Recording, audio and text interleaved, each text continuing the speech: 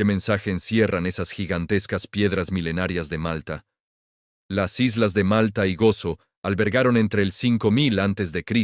y el 2500 a.C. una cultura megalítica extraordinaria, la llamada Edad de los Templos. Sus monumentos, más antiguos que las pirámides de Egipto, aún hoy desafían nuestra comprensión. Enormes ortóstatos organizados en cámaras con planta de trébol y pasadizos trilitón, levantados íntegramente en piedra. Los templos de Hagar Kim, Mnaidra, Tarxien o Gantija no solo son asombrosas hazañas de ingeniería neolítica, sino enigmas vivientes. Las primeras excavaciones revelaron que los constructores malteses rendían culto a diosas de la fertilidad comunes en el Mediterráneo antiguo. En el suelo de las cámaras se hallaron agujeros para atar animales y huesos quemados de sacrificios rituales, junto a estatuillas de barro que representan figuras humanas femeninas y masculinas. ¿Eran estas diosas madres que garantizaban la vida y la cosecha o símbolos de un conocimiento sagrado perdido? Aún hoy, no lo sabemos a ciencia cierta. Los muros de piedra pulida lucían espirales y relieves animales. Cuando entra la luz tenue, uno puede imaginar a las sacerdotisas realizando extraños ritos. Cada templo maltés levantado es una obra maestra arquitectónica sorprendente. Sus interiores, en forma de trébol y corredores al sol sur, están revestidos con caliza coralina y globigerina, materiales locales trabajados con precisión inusitada. A pesar de herramientas rudimentarias, lograron líneas limpias y cámara tras cámara, alineadas con simetría mágica. Los santuarios principales, Gantija en Gozo, Hagar Kim y Mnaidra en Malta, Tarxien, forman un muro común espiritual y físico que aún se recorta sobre las lomas maltesas. Las esculturas halladas entre las ruinas refuerzan la idea de un culto a la vida. Los arqueólogos descubrieron figuras femeninas voluptuosas, a veces comparadas con la Venus de Willendorf, y menores talladas en barro rojo. Junto a ellas, utensilios de molienda de grano indican que aquí se trituraba alimento. Quizás ofrendas que las congregaciones llevaban a los altares de la gran diosa terrestre. Sin embargo, el templo pudo servir también de espacio comunal. Algunos proponen que estas colosales piedras eran oficinas de poder donde se sacrificaba la presa del día, a juzgar por las pequeñas hendiduras en el suelo donde se ataban animales. Sea templo, granero sagrado o ambos, las piedras hablan de una sociedad unida en un propósito místico. ¿Qué mensaje encierran esas gigantescas piedras milenarias de Malta? Las islas de Malta y Gozo albergaron entre el 5000 a.C. y el 2500 a.C. una cultura megalítica extraordinaria, la llamada Edad de los Templos. Sus monumentos, más antiguos que las pirámides de Egipto, aún hoy desafían nuestra comprensión. Enormes ortóstatos organizados en cámaras con planta de trébol y pasadizos trilitón, levantados íntegramente en piedra. Los templos de Hagar Kim, Mnaidra, Tarxien o Gantija no solo son asombrosas hazañas de ingeniería neolítica, sino enigmas vivientes. Las primeras excavaciones revelaron que los constructores malteses rendían culto a diosas de la fertilidad comunes en el Mediterráneo antiguo. En el suelo de las cámaras se hallaron agujeros para atar animales y huesos quemados de sacrificios rituales, junto a estatuillas de barro que representan figuras humanas femeninas y masculinas. ¿Eran estas diosas madres que garantizaban la vida y la cosecha o símbolos de un conocimiento sagrado perdido? Aún hoy, no lo sabemos a ciencia cierta. Los muros de piedra pulida lucían espirales y relieves animales. Cuando entra la luz tenue, uno puede imaginar a las sacerdotisas realizando extraños ritos. Cada templo maltés levantado es una obra maestra arquitectónica sorprendente. Sus interiores, en forma de trébol y corredores al sol sur, están revestidos con caliza coralina y globigerina, materiales locales trabajados con precisión inusitada. A pesar de herramientas rudimentarias, lograron líneas limpias y cámara tras cámara, alineadas con simetría mágica. Los santuarios principales, Gantija en Gozo, Hagar Kim y Mnaidra en Malta, Tarxien, forman un muro común espiritual y físico que aún se recorta sobre las lomas maltesas. Las esculturas halladas entre las ruinas refuerzan la idea de un culto a la vida. Los arqueólogos descubrieron figuras femeninas voluptuosas, a veces comparadas con la Venus de Willendorf, y menores talladas en barro rojo. Junto a ellas, utensilios de molienda de grano indican que aquí se trituraba alimento. Quizás ofrendas que las congregaciones llevaban a los altares de la gran diosa terrestre. Sin embargo, el templo pudo servir también de espacio comunal. Algunos proponen que estas colosales piedras eran oficinas de poder donde se sacrificaba la presa del día, a juzgar por las pequeñas hendiduras en el suelo donde se ataban animales. Sea templo, granero sagrado o ambos, las piedras hablan de una sociedad unida en un propósito místico. La orientación de estos templos no fue fortuita. Funcionan como observatorios neolíticos. Por ejemplo, en Emnajdra, las cámaras principales miran hacia el este, y al amanecer de los equinoccios de primavera y otoño, los primeros rayos del sol atraviesan el portal hasta impactar sobre una losa interior.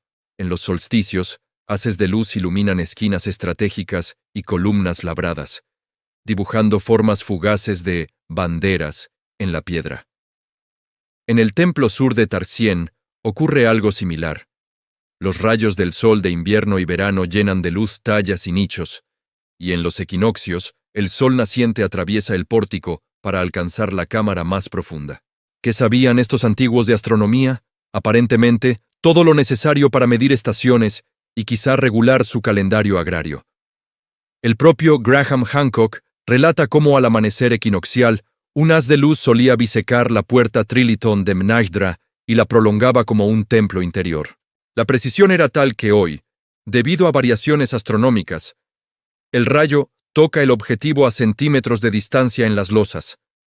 Cálculos modernos sugieren que hace 5.500 años el Sol alineaba casi perfectamente con ellas. ¿Monumento funerario, santuario agrícola o ambas cosas?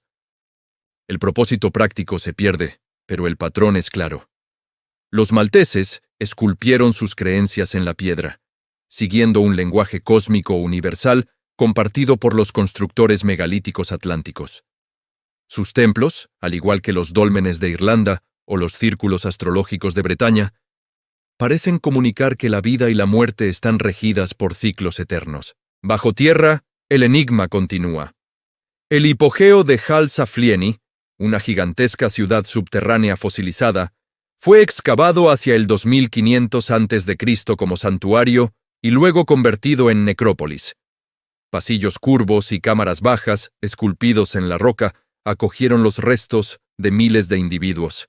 En sus paredes se talló con delicadeza la misteriosa dama dormida, una figura femenina de senos abundantes, recostada serenamente.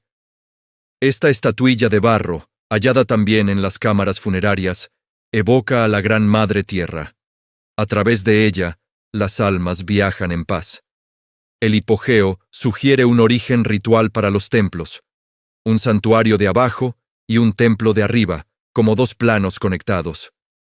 Se piensa que las cámaras hipogeas ofrecían aislamiento acústico para danzas y sonidos rituales.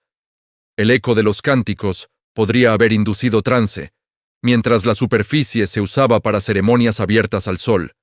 Que fuera primero santuario y luego necrópolis indica un respeto tremendo por los ancestros. Los edificios mismos se transforman en sus guardianes de piedra. Hasta hace poco se creía que Malta era un desierto humano, hasta la llegada de esos agricultores templeros en el cuarto milenio antes de Cristo. Sin embargo, nuevas excavaciones en la cueva de Látnija demuestran que cazadores-recolectores surcaban el mar para alcanzar estas islas hace al menos 8.500 años. La evidencia habla de hogueras, montañas de conchas marinas y herramientas rudimentarias dejadas por comunidades de pescadores antes incluso de que nacieran los templos. Incluso la cueva de Gardalam contiene las huellas de un mundo más remoto. Filas de huesos de elefantes enanos, hipopótamos y osos del Pleistoceno dan fe de un pasado glacial perdido. Hasta hace poco se creyó que los artefactos humanos más antiguos en Malta databan de hace unos 7.400 años, pero hoy sabemos que los primeros malteses eran navegantes mesolíticos hallados milenio antes. Estos ancestros marítimos, nómadas sabios en el mar y la caza, sugieren que Malta nunca estuvo realmente aislada. Su presencia refuerza la sensación de que la historia de Malta está escrita en capas. Debajo de los templos se oculta otro mundo de historias apenas entrelazadas con la nuestra. A diferencia de Egipto o Mesopotamia, la civilización de Malta se apaga de golpe hacia el 2500 a.C. Los grandes templos cesan su construcción, las aldeas se vacían y no dejan textos para explicar el declive. Los arqueólogos debaten: ¿hubo un cataclismo meteorológico, una hambruna o invasores? Algunos mencionan lluvias escasas prolongadas, terremotos o la sobresaturación de recursos y población como hipótesis para esta desaparición súbita. Lo cierto es que el fin fue abrupto. La cultura perdió tan rápido su fuerza que futuras generaciones apenas la recordaron, como si quisieran borrar aquel poder pagano. Este final cierra un círculo extraño. Curiosamente, algunos han visto en los templos de Malta un reflejo del mito de la Atlántida. Construcciones megalíticas, herramientas avanzadas y desaparición misteriosa encajan con la leyenda de Platón sobre una isla hundida. De hecho, Gantija en Gozo ha sido llamada la construcción megalítica al aire libre más antigua del mundo, hecha por una civilización que se difuminó tras el 2500 a.C., un cronograma sorprendentemente paralelo al relato de Platón. Junto con ello, se han encontrado restos de estructuras submarinas frente a Malta y Gozo, lo que alimenta la especulación. ¿Fue la isla parte de esa Atlántida perdida? Aunque la mayoría de historiadores no lo afirman, el paralelo narrativo persiste en el imaginario popular. La cuestión de quiénes llegaron primero y de dónde no tiene respuestas definitivas. La teoría más apoyada es que los neolitistas provinieron de Sicilia, como indican las cerámicas similares a Stentinello. Sin embargo, una pregunta más seductora es por qué muchas culturas remotas erigieron templos megalíticos. Desde Karnak en Bretaña hasta Stonehenge en Britania, pasando por las pirámides egipcias, la humanidad parece sentir un impulso universal de levantar monumentos de piedra.